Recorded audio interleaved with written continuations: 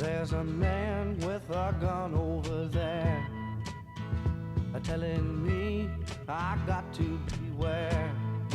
I think it's time we stop, children. Hey, what's that sound? Everybody look what's going My name's down. We're going to start things off with a little protest song from the 60s.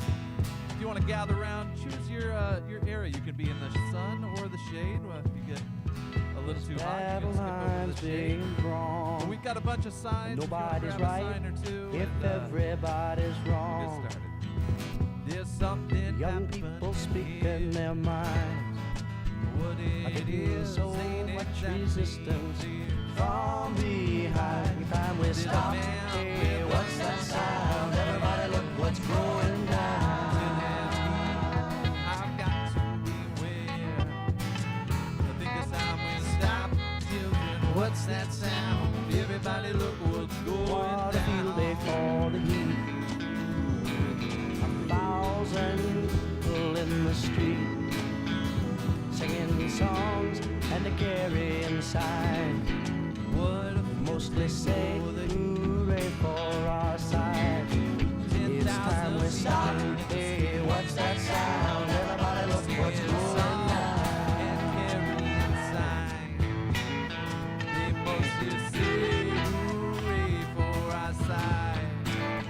Because time to stop. Children, what's that sound? Everybody look what's going down. Into your life it What's will that be. sound? Everybody look what's going Starts down. when you're always afraid. What's that sound? Step out of line and come and take you away. You better stop. Hey, what's that sound? Everybody look what's going down. Stop. Hey, what's that sound? Everybody look what's going. You better stop now. What's that sound? Everybody look what's going. You better stop. What's that sound? It starts if you're always afraid. Step out of line, the man comes. He'll take you away. Think it's time to stop. Children, what's that sound? Everybody look what's going down. Stop. Hey, what's that sound? Everybody look what's going down. Stop. Children, what's that sound? Everybody look what's going down. Stop. Hey, what's that sound? Everybody look what's going down. Stop. Children, what's that sound? Everybody look what's going down.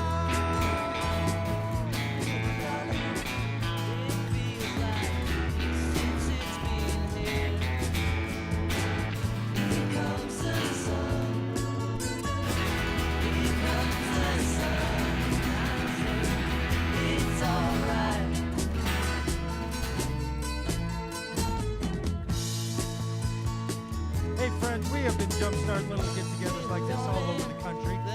We are so glad to be here in Harrisburg, Pennsylvania, because we know that on Tuesday, the whole world is going to hear from Pennsylvania, friends. Thank you for being here. Now we're calling this our Kamala for Common Good rally here in Pennsylvania. If you'd like to join us good folks standing up there holding the Kamala banner, every time the speaker comes up here, we're going to swap a person or two out up there.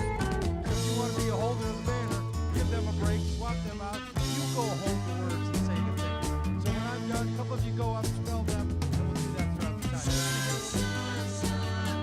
speakers. We hope you're going to hear a little inspiration. Because there's a lot on the line. Now, I have been a pastor for my entire adult life. You've been knowing that. And I know a few things about it. I believe that everyone is a beloved child of God, light of the world, salt of the earth. And I think Donald Trump is the light of the world. But not every light of the world should spend his time as the president of these United States. And even though he's loved by God, he's not loved by the American people as the president. And we want to make sure he keeps his dim little light out of the White House. Can I get a political amen on that one? Now, let's just think for a moment. The man's had a tough week. He's been cosplaying. He's been cosplaying as a trash man. He's been cosplaying as a guy running the French fry fryer. He couldn't get the door open on the truck. He pulled together a bunch of friends in Madison Square Garden that showed the true colors and everybody's bothered by it. He was bothered because someone he thought would be on his side, someone named Julia Roberts, chose to join Vote Common Good and put out a little ad the other day. Maybe you saw that ad. Anybody happen to see that ad somewhere? A couple of women walking into the voting booth, walking in with their husbands, and you hear Julia Roberts say this. In the one place in America where women still have a right to choose. You can vote any way you want. And no one will ever know. Did you make the right choice? Sure did, honey. Remember, what happens in the booth stays in the booth. Vote Common Good is responsible for the contents of this ad. Yeah, Vote Common Good is responsible for the content of that ad, but the good people of the United States are responsible for the meaning of that ad, and that is that no women are going to let their husbands tell them who they're going to vote for. In fact, I'd suggest that some gentlemen ask their wives what they ought to do on Election Day for the first time in a little while. So we would love that to happen because, look, we do know that what happens in the voting booth gets to stay in the voting booth when it comes to your ballot. But the implications of what happens in the voting booth, that's going to ricochet across not only our country, but in the lives of people in this country for generations to come. That's what's going to happen. Now, we are Vote Common Good, and we travel around with a message that faith, hope, and love should support democracy. You'd be surprised how many people see those buses over there or see our banners with faith, hope, and love on them, and they think, well, you must be supporting only the Republicans. Can you imagine it? Oh, yeah, we can all imagine it. We hear it all the time. And we are here to remind all the good people that Catholic voters in Pennsylvania, that evangelical voters in Pennsylvania, that Muslim voters in Pennsylvania, that Jewish voters in Pennsylvania, that people of faiths and no faith alike are joining together to say that faith, hope, and love does not belong to the Republican Party, and they're going to not have their hands on it forever. And we're going to say that we're going to love each other and care about each other and have hope with each other. Now, if you look at our little banners here, you can see our faith is a little bit bent. See that? It's been blowing in the wind since early August. That little banner right there is just bent to the side. And friends, your faith might be a little bent, but it's not broken. Yep. Your faith might be leaning, but it's going to call you forward. Your hope might be shaken a little bit. You're not sure how it's going to go. If you're like some of us, you're doom scrolling at 4 a.m. in the morning when your mind wakes you up and you're all of a sudden wondering what Nate Silver thinks about things and you're getting all wobbly. We know, we're with you. Sure, you're sleeping in the beautiful comfort of your bed, and we hope you do. We're sleeping in the middle of a bus driving around the country, but we're all in this thing together. The people that are forced to sleep outside, the people that choose to sleep outside, those who sleep in big mansions, those who sleep in buses and humble homes. We all know that our hope is going to pull us through. On our buses, when you sign them on the one, love is right at the signing spot, and it's all full. It's a beautiful little image. We'd love for you to sign over on the love banner over there before you leave on those buses. Because no matter your political party, no matter your dreams, no matter your hopes, you're loved by somebody. And if someone tells you that you don't count because you don't vote the way you do, you remind them that you people in the United States of every tradition, every background, every belief, reminds us all that we're loved and we're cared for and we're part of this. So thank you for being a part of this little get-together here today.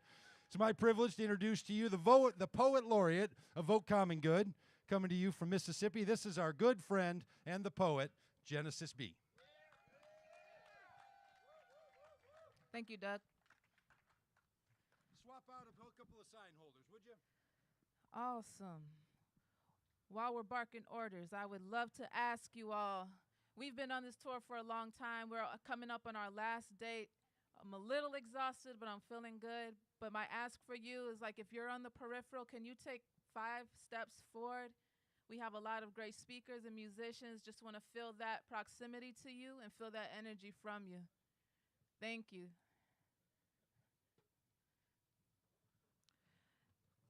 As Doug stated, my name is Genesis B., the Poet Laureate of Vote Common Good. Thank you. And I come from a beautiful state called Mississippi.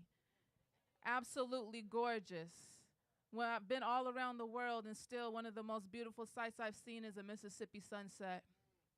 And as beautiful as my state is, beautiful people, beautiful scenery, still dealing with a lot of deep-rooted racism and historical generational violence, misogyny, homophobia. And when I was young navigating these things, I said to myself, maybe I just need to escape Mississippi. If I escape, I can escape the racism, the misogyny, the homophobia. And then I left. That's when I realized that Mississippi is a microcosm of my nation. Police exoneration and mass incarceration. Black and brown bodies, a commodity. Mothers separated from babies, border policy. It's like the White House is painted in the Klan's ideology, and our leadership is exploiting white poverty. Think about it. Keeping us separate and divided, gay versus straight, white versus black, based off of fear and fall from the facts. See, I hail from a state called the mighty Mississippi. My state flag held the stars and bars, praising a brutal history. It flew in front of schools and in my judge's court, sending a clear message to us that our lives are not important. See, my dad was only 5 when a Klan drive-by bust bullets into his house with 6 children inside. On the back of the truck, a Confederate flag flying high, and these are the truths that some choose to deny. See, Mississippi, like America, eats your child and mine. The white supremacists' lie is a prison of their own design. It's like they forfeited their humanity in order to deny mine. Because supremacy is a lie. Some have accepted it. A Confederate curse they inherited. Bigotry is blinding, and your fear of the other has blocked your own blessings from your sisters and brothers. Outrage, fatigue, I'm screaming, I can't breathe. From the top, it trickles down. From the judges to police. Because the illusion of freedom is far more dangerous than any jail cell or cramped cages. I said, the illusion of freedom is far more dangerous than any jail cell or cramped cages. Yes, Mississippi is a microcosm of my nation, where cowards replace white sheets with fake avatars, repeating their parents' folklore, tooth fairy, Santa Claus, the history's whitewash. Google black codes and bylaws. In the comment section, sound off, sound off. Lord, they sound off, don't they? Call me a nigga, a bitch, or a dyke. You call me whatever you like. I've been through worse in this fight, and the hatred in your words just proves that I'm right. Because Mississippi is a microcosm of a country that always needed me but never wanted me. It's like your melanin and skin is a sin, sentence to build your economy. No. But they pack the prisons and fill the quota, make us felons, suppress the voters, travel bans and deportation, killer cops, no resignations. Just federal indictments and mock trials. You see, my heart bleeds as that billboard reads, "Make America white again," as my favorite rapper concedes. Kanye. Making me question everything that I believe. But still, I love America. I do. Because I have hope. Some choose to jump ship, and some steer the boat. I know that love and humanity lives in the smile of every child, in the heart of every kid. So be brave enough to break the curse. We need you at the polls, out in droves, fighting against the bigots you oppose. Study law, run for office, make a call, write your Congress. Use your voice or choose a march. Malcolm's gone, grab the torch. Read a book. Write a rap. Just speak with truth and deal with facts, please. Alt-right affiliation of Trump's administration, Confederate infiltration, neo-Nazis showing faces. Just fueling the fear and the hatred while expanding their corporations. Do you see now how Mississippi is a microcosm of my nation? I'm Genesis B, y'all. Thank you.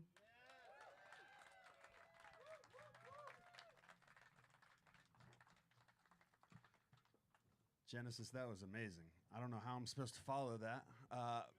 Yeah, first I just want to say we've got some amazing people up here holding the sign. Thank you so much. But please go relieve somebody. If you're willing to hold the sign up there, go up there and relieve them for maybe a speaker or two, as we want to make sure to share that and give everybody the opportunity to hold that amazing sign, Kamala for common good, because that's what we're here for. My name is Justin Douglas. I'm Dauphin County Commissioner. You're in Dauphin County right now. Dauphin County includes Harrisburg and Hershey, and I was elected last year, sworn in January, and excited to be in that level of service to the constituents here in Dauphin County, 286,000 constituents, and excited to be here today to share with you. Not sure if did the mic go out? Okay. Just want to say this today. Prior to becoming a county commissioner, I was a pastor. I still really am a pastor. That's who I am. That's much of my identity for 20 years as a youth pastor and a lead pastor. And seeing the rise of Donald Trump during my time pastoring was real challenging, especially challenging to see how many evangelicals flock to him. And I just want to talk about the fruits of the Spirit. Just because if anyone's here and you're a faith voter, because I know Vote Common Good, I've been connected to them for some time, mobilizing faith voters to see their vote not attached to a single party, but attached to the common good of people, because we love people. The fruits of the Spirit are love, joy, peace, patience, goodness, gentleness, faithfulness, self-control. When you think of these words, and you think of one of our political candidates right now for president, you think to yourself, how in the world does this person look like the fruit of these particular values? I mean, I think of self-control, for example, and I see someone who I've literally never seen self-control modeled. I think of my kids, and I think of the leadership from the top coming down, how that influences generations, and how ultimately that can deeply challenge these themes. I, for one, feel strongly in supporting Harris and Walz.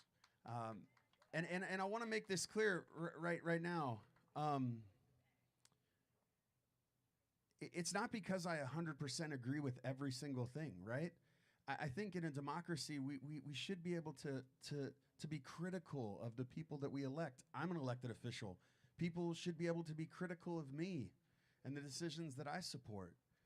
But at the end of the day, the question you have to ask is this person serving my interests? Is this person elevating the humanity of all people? Is this person elevating the dignity of all people? And if not, do we want that kind of leadership?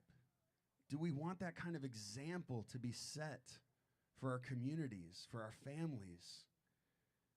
I for one, want a leader that's going to call out the best in us, not the worst in us. I want a leader that's not going to mobilize people through fear, but through vision, through a vision for something better, something good. Like when we say Kamala for common good, that word matters. There will be good or bad outcomes from this election. And I'm so thankful for all of you here today to rally here. And I just got to say this. If you don't have a plan, if you haven't already voted, please make a plan. Please know that your voice has massive impact, and that on Wednesday and beyond, what we're working with, please don't stay home, because that could be the difference, especially here in Pennsylvania. Every single vote counts. I want to give you an example of how every vote counts. I ran a very different campaign. I was a long shot to win as county commissioner. On the night of the election, we were ahead by 42 votes. Thousands and thousands and thousands of votes came in, and we were ahead by 42. And I want to share this because this matters. We refused to declare victory because we knew that there were overseas ballots. There are people serving in our military, armed forces, that their ballots hadn't been counted yet. We waited a full week to declare victory until all those votes had been counted, and we won by 184. And I share that because if we would have been down by 50 on election night, we would have won. That's how elections work. There are still votes out there after. Now, if you win by a very large margin and you know how many of those votes are still out there, you can certainly declare victory because you might have more of a gap than the provisional ballots that still exist out there. But I share that to say we're going to have to be patient potentially. Hopefully not, but we might have to be patient, right? And see all those votes come in, and that's part of our democratic process. And I just want to encourage everyone to trust the process because, you know, every vote counts. And it's a real frustration to see people that are challenging that and challenging people who are currently serving this country overseas and whether or not their vote should count. Their vote counts. And so your vote counts too. Every single vote counts. Thank you for giving me this opportunity. I just want to say something really quick, though, before I go. Doug has been working his ass off. This guy, I just want to say this, and not just Doug, but the whole Vote Common Good team. But I've known Doug for some time, and I've seen him even in off-year elections out doing work through Vote Common Good, and I cannot tell you how incredibly overjoyed I was to see the commercial that you shared earlier get picked up by like the Daily Show and all these different places because this group matters. If you're here for the first time and it's your first Vote Common Good kind of rally, go follow them, go stay connected to them, support them, because what they're doing matters, and it really is giving a permission structure for people who have grown up in insulated conservative evangelical culture to consider a different perspective. And I'll just tell you this, I was homeschooled. I grew up in like a very Republican Christian environment. I went to Liberty University. That kind of gives you everything you need to know, right? So it took people like Doug and others to give me a permission structure to catch a vision outside of that. And so I just want to let you know how important the work they're doing matters, and your involvement in it and your support of it really matters. So thanks for giving me the opportunity, Doug.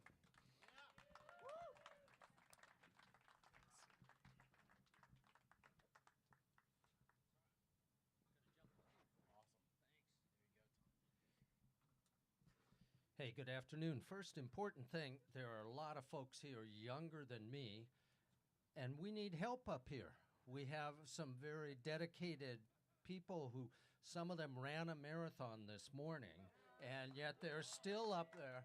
Okay, at that part I'm making up. But if any of you can take a chance and substitute for some of our sign holders, that'd be great.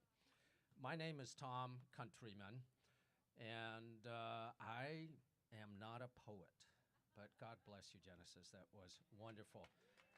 I'm not a preacher, but I'll tell you a little bit about myself and then why I'm in Harrisburg today. I served this country for 36 years as a Foreign Service officer in the U.S. Department of State. And my 15 minutes of fame came because I was one of the first people fired by Donald Trump 5 days after inauguration. It was liberating. And after years in which I got to tell people in other countries, here's the way to make a better democracy, I had the chance to go out and work on this democracy and to knock doors every year for the last 7 years in Pennsylvania and Virginia and wherever it needed help. So I do that with a couple of groups. And let me just mention one before I mention Common Good. We have a group called National Security Leaders for America. We are 1,000 retired admirals, generals, ambassadors, other senior officials from the military, defense, intelligence, development communities. What we have in common is that all of us took an oath to preserve, protect, and defend the Constitution, and all of us believe that that oath did not expire when we retired. It is a lifetime commitment. So we came here just a month ago. We did a great event up the street for Janelle Stelson. We sent out these folks on a bus across Pennsylvania, Wisconsin, Michigan, down to Georgia, Florida, North Carolina. We are not going to stand by and watch a person who calls military servicemen suckers and losers return to the White House. We're going to. So I do some of that, and had a beautiful day knocking doors a few miles from here today in Harrisburg. It's my exercise, it's my civic duty, it's my anti-dementia training, and it's working so far. I also loved the work that Common Good is doing. I did 12 years of Catholic education. And I was fortunate because I know others who may have had 12 years of Catholic education that was less flexible than what I got. I was not told by my teachers what to think or else. I was taught a lot how to think, how to question, how to take the most basic tenets of Jesus's words and turn them into your everyday life. A big part of me would love to run around this country and just argue with those who say that it is their Christian belief that leads them to support an anti-Christian, to be fair. I'd love to tell them it is my faith that makes me a Democrat, that makes me want to go out and work for common good, for people who have less. I want to remind people, Jesus never, he said, turn the other cheek, not punch him in the face. He dined with the poor, not with the rich. And he called upon each of us, not just to know the 10 Commandments, but to remember the Beatitudes, the most perfect words that Jesus ever spoke. So that's why we're out here. We are not going to give in to a campaign that is based on fear, on anger, on a call for revenge against enemies, because each of those is the antithesis not just of Christianity, but of all the faiths that I'm aware of. So 2 more days of knocking doors. We will celebrate together. God bless you. Thank you.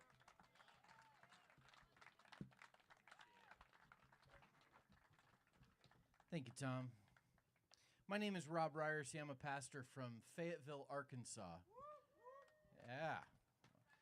Been traveling around the country on the Vote Common Good buses, and we have been all over.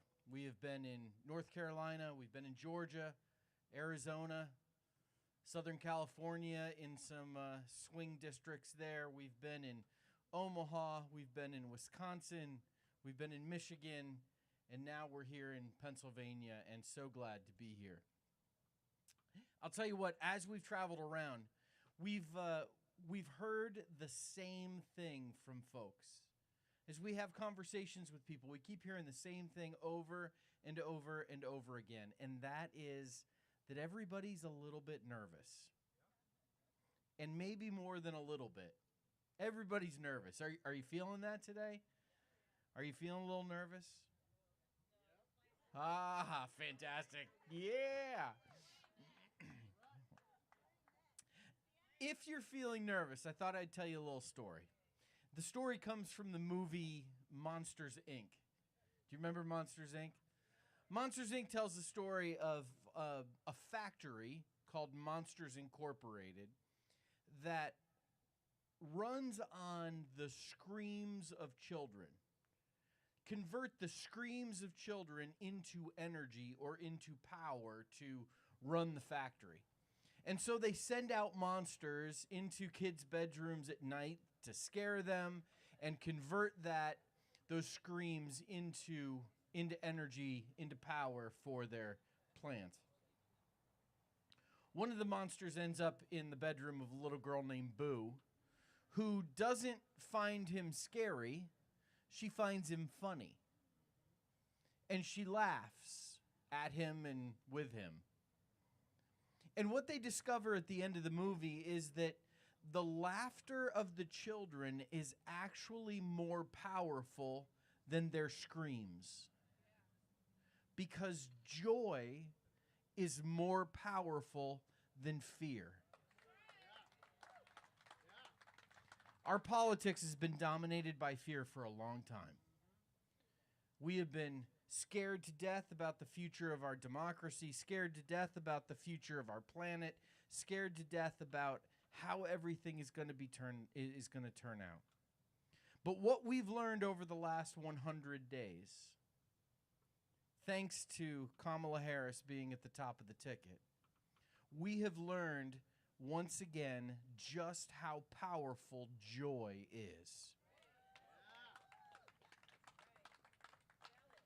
Hope and optimism, that dream of the future, that sense that, yeah, things are going to be okay, things are going to be better, that can give us so much energy, so much power to move forward and to get through the next couple of days.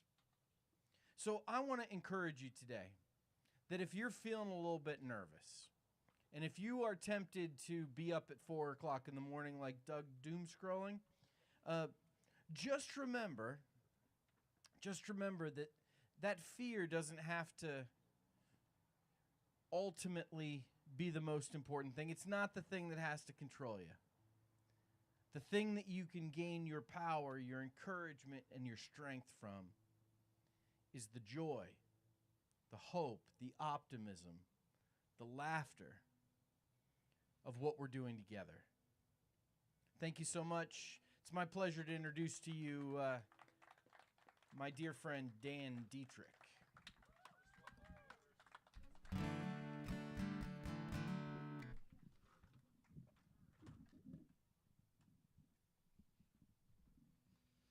Hey, and if we could have some volunteers swap out for the sign holders, if you want to get a turn on that, that looks pretty fun, you know? You get to be up there with a big sign. It's a workout. Give them a hand. Sign holders, what's up? Woo! Well, this is a song I wrote a few years ago in the wake of the election of Donald Trump. I woke up to realize that 81% of white evangelicals had voted for a man that looks nothing like Jesus. That's the world I come from, and I felt sadness, I felt anger, felt a lot of things. So I put it into this song. It's a bit of my story, and maybe it's a bit of your story too. It's called Hymn for the 81%.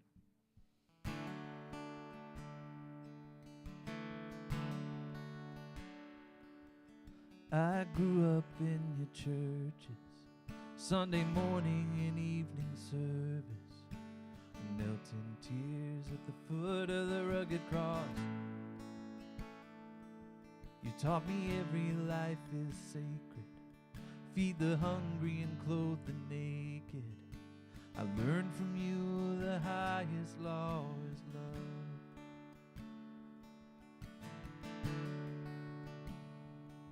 And I believed you when you said I should trust the words in red to guide my steps through a wicked world. I assumed you'd do the same, so imagine my dismay when I watched you lead the sheep straight to the wolves. You said to love the lost, I'm loving you now. You said to speak the truth, I'm calling you out. Why don't you live the words that you put in my mouth? May love will come and justice roll down. Oh, they started putting kids in cages, ripping mothers from their babies, and I looked to you to speak on their behalf. Oh, but all I heard was silence. Or worse, you justified it, singing glory, hallelujah, raise the flag. See, your fear it turned to hatred, but you baptized it with language torn from the pages of the good book. Yeah, you weaponize religion, and you wonder why I'm leaving to find Jesus on the wrong side of your walls. And you said to love the lost, but I'm loving you now. You said to speak the truth, but I'm calling you out. Why don't you live the words that you put in my mouth? May love overcome and justice roll down.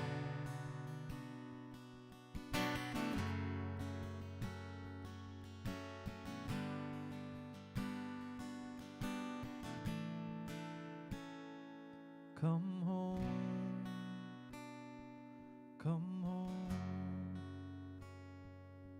You're better than this. Oh, you taught me better than this. Come home, come home. You're better than this. I used to think you were better than this.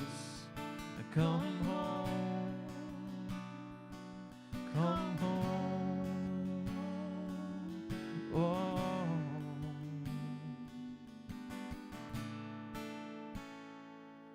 Maybe I was too naive, or I just didn't want to see that there's always been a little poison in the well. Our churches sit on stolen land, a nation built by stolen hands, and we use the Bible to justify it all. Yeah, from slavery and segregation to mass incarceration. This is who we are, but not who we have to be.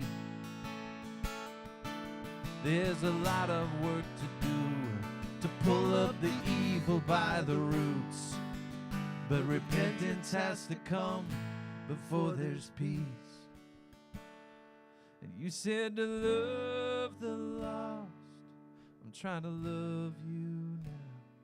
You said to speak the truth. That's why I'm calling you out. Why don't you live the words that you're putting in my mouth?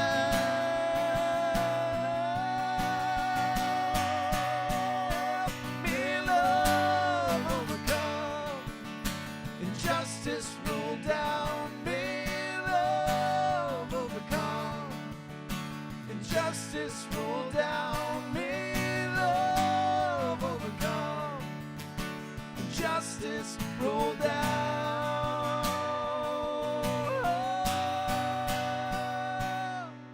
May love overcome and justice roll down.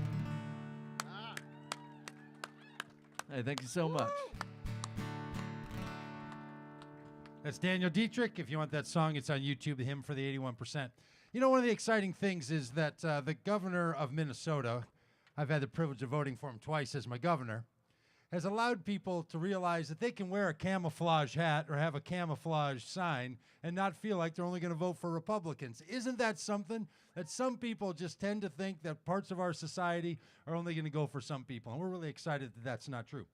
Hey, Daniel Dietrich, the guy you just heard, wrote that song in 2020. Started playing on YouTube, got on Fox News. They were giving him all kinds of trouble for it. We heard about it. We're traveling around in the bus in 2020. Found somebody who knew him, called him up and said, we're going to do an event over in Minnesota. He said, well, I live in Indiana. We said, we'll pick you up on the way.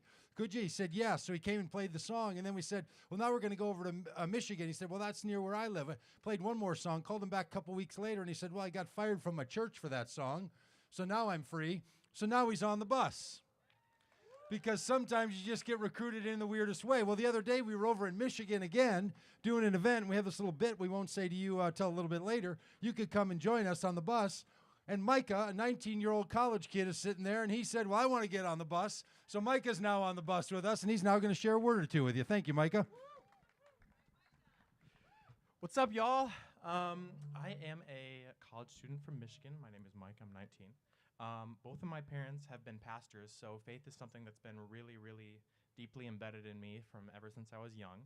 And some of the things that I heard in that rally are just, some of the things you've already heard here are just super, super important and super important to everybody in this world. And I think that it's really, really crucial that that there is a younger voice that can say this too. And when I went to high school, I was a freshman in high school in 2020, and I went to a highly conservative Christian school, and I thought that going to a Christian school would strengthen my faith, but what I found was that it actually made me feel less connected to God. And so leaving there and going into more accepting spaces and going into more inclusive spaces that had more diversity, it made me feel closer to God in a way that I can't really explain, because the truth is that this world, it's not for the rich and powerful. It is for the common people. And it's really, really crucial that we understand this, because the majority of people in this world are not the rich and powerful. And so we should be fighting not for the rich and powerful, we should be fighting for the common people, the common good. And I genuinely believe that what Vote Common Good is doing is a highly, highly crucial thing. Because as a person of faith and as a young person, I think it is important that people have the opportunity to understand that just because you're a Christian does not mean you need to vote Republican. You can, in fact, vote for another party that can greater represent the common people, the common good. And so faith, hope, and love are the three things that is the most important thing to me, most important thing to Vote Common Good, and Kamala Harris. And so that's why I would invite you and other voters of faith to vote for Kamala Harris on Tuesday, and we can do this, guys. Faith, hope, and love, that's what we got, and that's what we're going to bring. Hey, if you're up for it and you want to swap out a sign holder up there, we'd love to have you.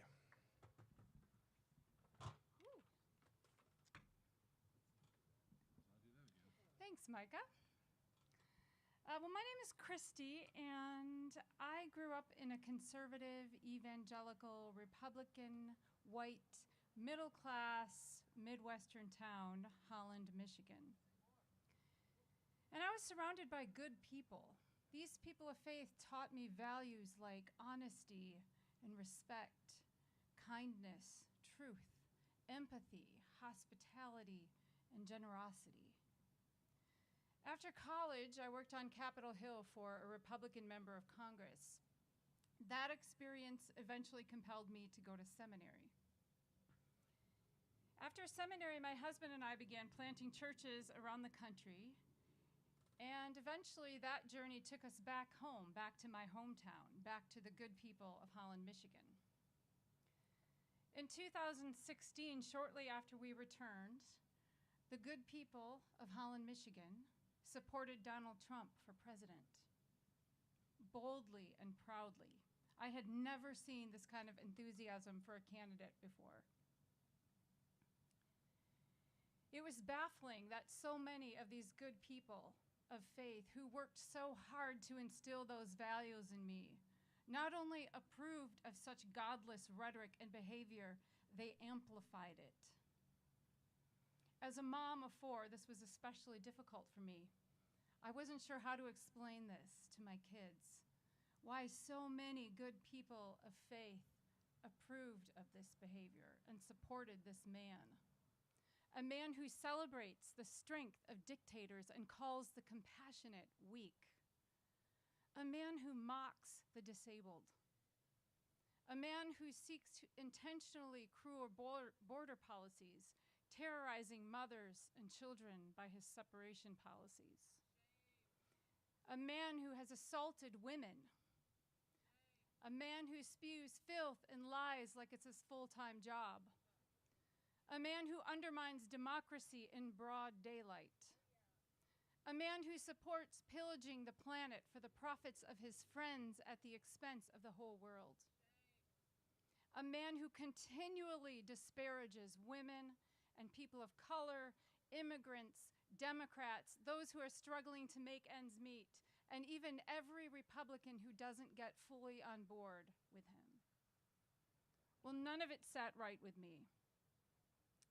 Our faith community, our church in Michigan, joined with other faith communities across denominations, across religions, and together we began to wake up to what was happening. Together we began to stand up, and together we began to speak up for a more just and right world. We began holding, for the first time in our quiet little town, protests and rallies and marches. We began writing our members of Congress, getting involved in advocacy work. My husband even ran for U.S. Congress. We were not going to stay quiet. The moral spine of the Republican Party had deteriorated to the point where it was no longer capable of standing up straight. It's been baptized in the waters of Trumpism and remade in his image, devolving into something unrecognizable and unconscionable. In 2020, the people of faith in my hometown made the common good their voting criteria, and we flipped for the first time our city from red to blue. Yeah. No one thought this was possible. And in 2024, people of faith all across this country are snapping awake. This movement to reclaim our fundamental values is growing. Together, we're again standing up to say, enough. We're sick and tired of the normalization of lies and slander. We will normalize truth and kindness again. We will replace fear-based narratives with hopeful stories. Rather than continuing to oppress the voices that have historically been kept away from the tables of dialogue and decision, we're going to lift them up. We will tear down walls and build bridges across our many divides. We will respond to the hatred with love. We will declare that what God declares and say that immigrants are a blessing, not a burden.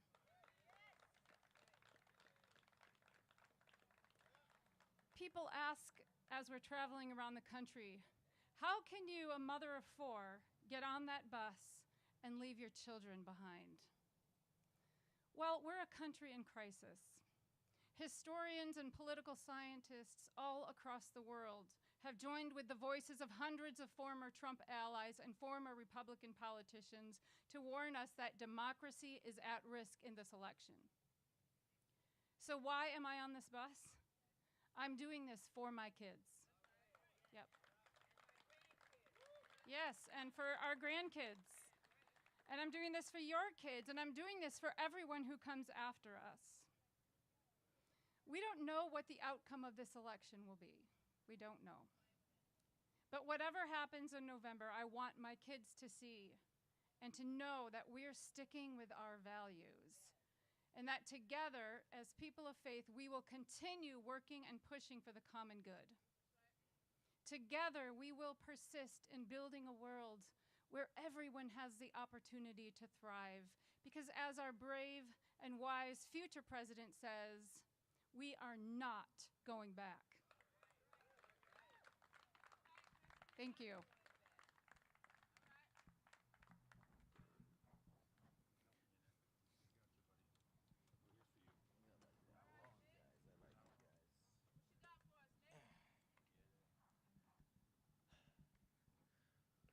On 9/11, Al-Qaeda hijacked 4 commercial airplanes and deliberately crashed 2 of the planes into the north and south towers of the World Trade Center.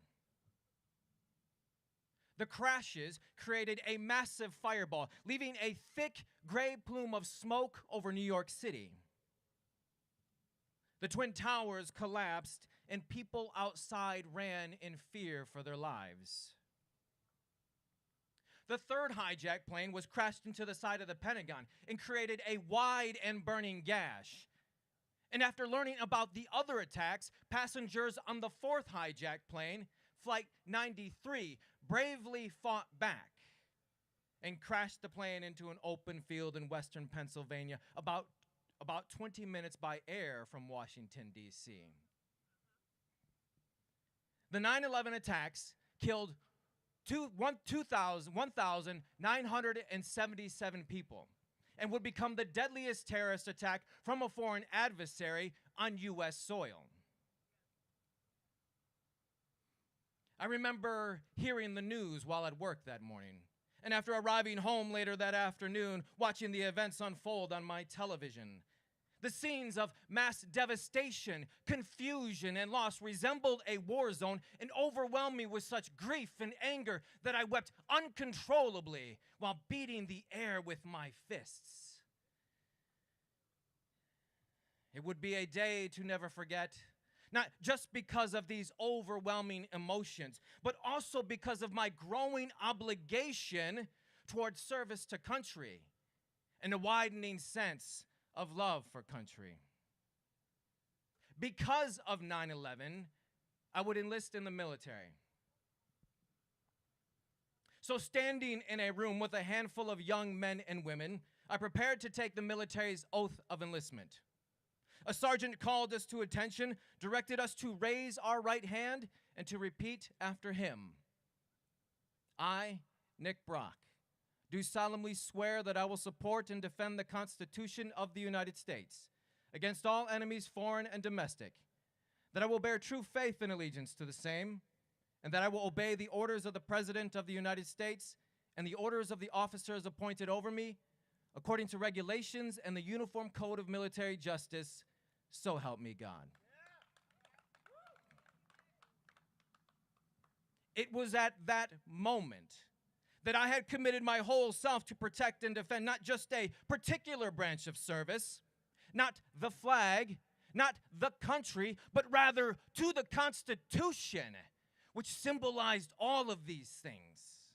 You see, I was now a part of something much larger than just myself. Indeed, so help me God.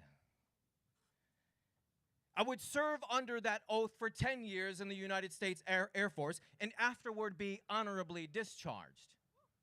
6 years after that, however, I would be reminded of the solemnity from my oath on January 6, 2021. On January 6, former President Trump summoned a violent mob to march on the U.S. Capitol in support of his wholly fabricated charge that the 2020 presidential election had been stolen from him. 2,500 people overran police barricades. They beat, bloodied, and tased police officers. They smashed through windows, they smashed through doors, and they ran through the halls of Congress threatening to hang Mike Pence, execute the Speaker of the House, Nancy Pelosi, and do God knows what to other office holders. 114 law enforcement officers were injured, and 7 people died as a result of the violent attack. The insurrection of January 6th was an unprecedented domestic terrorist attack on U.S. soil, full stop. I remember hearing the news while sitting at my dining room table and watching the scene unfold on my laptop, and abruptly standing up to pace my living room with tears of anger and grief streaming down my cheeks. My visceral reaction was reminiscent of 9/11 as I recalled my oath. I will support and defend the Constitution of the United States. January 6th would be a day to never forget, not just because the seat of our democracy was desecrated, but because of this simple yet breathtaking fact. Former President Trump and I, both worlds apart from each other in every sense of the word, had one thing in common.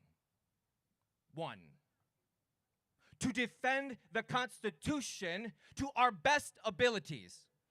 Yet I was the one who bore true faith and allegiance to the same and left my post honorably. You see, January 6th was more than just a problem, or that former President Trump had just simply left the White House as vice presidential candidate and military veteran J.D. Vance would have us all believe.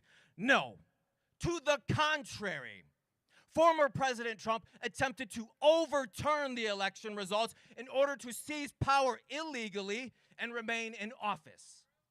And when the violent mob he had mobilized laid siege to the Capitol, he watched the attack on television and refused for more than 3 hours to tell the insurrectionists to go home. And after they had damaged the Capitol to the tune of nearly $3 million, Trump finally chose to address his insurrectionist mob with a wink and nod of approval, saying, "We love you. We think you're very special." Trump violated his oath to the Constitution and brought dishonor to thousands of military veterans around the globe who remain steadfast to their oath of enlistment. And most unequivocally, to the countless men and women who lost their lives in service of that cause. My fellow Americans, we must choose in this election to honor those who give everything and who gave everything in support of American freedom and democracy. This is our obligation and the cause of our time. We know full well that the first 3 words of the original handwritten and signed Constitution makes this obligation clear, declaring from the outset, "We the people," with oversized black lettering that looms large over all the rest. In the same way, we must continue to vote for political leaders that will do the same. In order to form a more perfect union, we, the people, depend on the goodwill of our leaders and their dedication to duty to ensure the survival of our republic. My fellow Americans, is this not our obligation and the cause of our time? If your answer is an overwhelming and heart-expanding yes, will you stand with me and say yes in support of that very cause? Will you stand with me and say yes to support and defend the Constitution of the United States with your vote? Will you stand with me and say yes to ensure the survival of our republic with your vote? And will you stand with me and say yes to support democracy for all with all of your faith, with all of your hope, and with all of your love, not only through Election Day, but on each and every day? My name is Nick Brock. I'm a United States Air Force veteran, and I do solemnly swear that I will continue to support and defend the Constitution of the United States against all enemies, foreign and domestic, and that I will bear true faith and allegiance to the same. So help me God.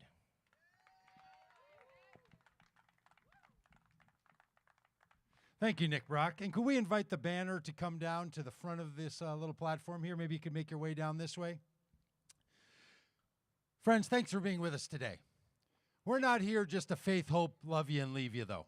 We want to take you with us, and there's a couple ways we can do that. Tomorrow morning, we're going to be in Philadelphia. Mary Gay Scanlon is running for Congress. She needs to win that election, and we're going to stand with her. So 10 a.m., we'll be in Philadelphia. If you know any people, any friends, or if you want to join us, come to Philadelphia. Tomorrow afternoon at 3 p.m., we're going to be in Hershey, Pennsylvania, at the corner of Chocolate and Cocoa, because that's how they do it in Hershey. We'd love for you to join us there. And then tomorrow night, we're going to be back down to celebrate with Kamala Harris in her final speech before she's elected President of the United States. So we'd love for you to join us in that trip. Or if you want to sign one of our buses over there, we would love it. Put your name on that bus. Sign on to Faith, Hope, and Love, supporting democracy for all. If you want to sign this banner, bring one of those markers back and sign this banner and remind everyone that Kamala Harris is the only candidate running for president who will be committed to the common good. So thank you for being with us. I'll tell you what, there are 4 things that get us around this country: faith, hope, love, and diesel. So if you'd like to put a little diesel in that bus or a little fuel in our bellies, you make a donation with Beth, who's wearing the Kamala hat over there. We like these hats a lot because there's still some people, including someone who used to be the President of the United States, who doesn't know how to pronounce a name.